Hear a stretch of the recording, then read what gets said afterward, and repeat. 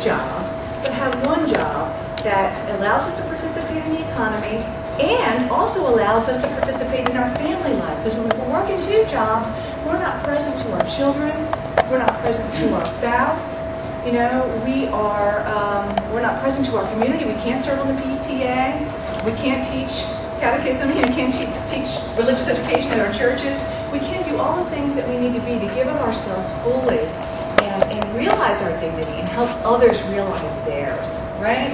So we need a common good. We need a society that recognizes that we're all in this together.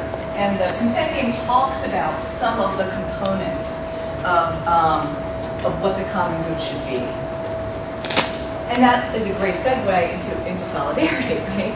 Because solidarity is the idea that we're all in this together, that it's not, in Catholic social teaching, it's thought of as both a social principle, but also a moral virtue, right? That it's not just, I feel empathy for you. Empathy is a good thing, right? It's a characteristic we want of all social workers. It's not just, I have compassion, but it's that I recognize that my ability to thrive, my ability to flourish, is bound up in the person on the street, on the corner, in his or her ability to flourish. If he has to stand out there and ask for money, then I'm not whole, right? Then I'm still broken. And it's a real strong recognition that we have this, that we're bound. Our destinies are bound together. And I think one of the best quotes that and this is great for organizers. You've mentioned being into community organizing. You know, if you've come to help me, you're wasting your time. But if you've come because your liberation is bound up with mine, then let us walk together. I teach an organizing class, and I do organizing. I'm actually engaged in an organizing project right now in DC with older adults. And often, or a couple of times when I've engaged and begun a partnership, right? Because organizing, it's not about me, it's about us, right? I might come with a quote like this and start out by talking about, what does this mean, right? Because sometimes when you have somebody, a university person that's coming into a community, they think I'm there to fix, right? Because that's how universities come in, they study, diagnose, and treat. And that's not what organizers do, and that's not how I am as a social worker. Sometimes it's appropriate. Sometimes it's appropriate to do that, you know. But as an organizer, it's not the thing to do.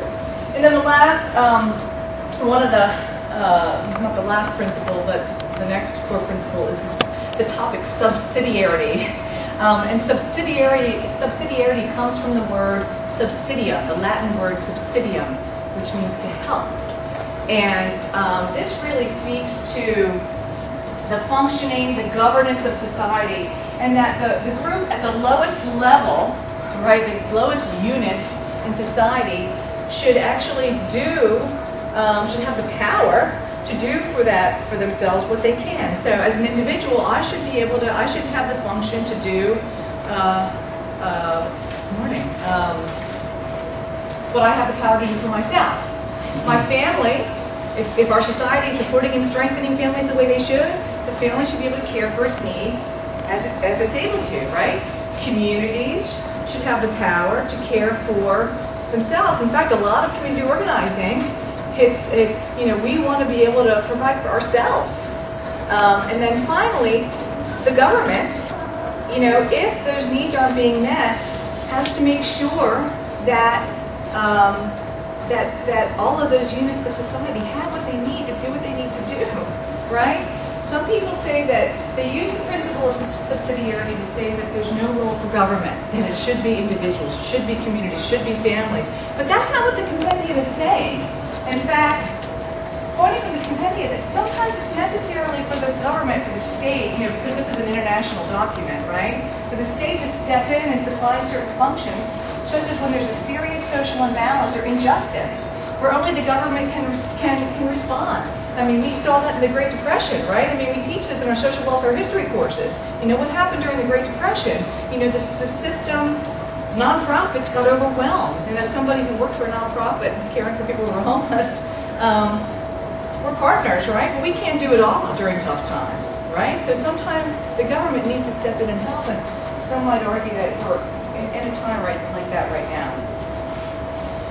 And then finally, and really, I don't know if I want to say most importantly, but Catholic social teaching, again, this is the gospel, right? This is Jesus' life here. And Jesus led us to the poor. Jesus was born poor. I have a sign in my office, a picture of Jesus. You know, Mother Mary and Jesus. It says Jesus was born poor, right? Yeah. Yesterday I was at a session, a wonderful session that reminded us that Jesus was a refugee, right? He had to flee with his family, right? So Jesus had that experience.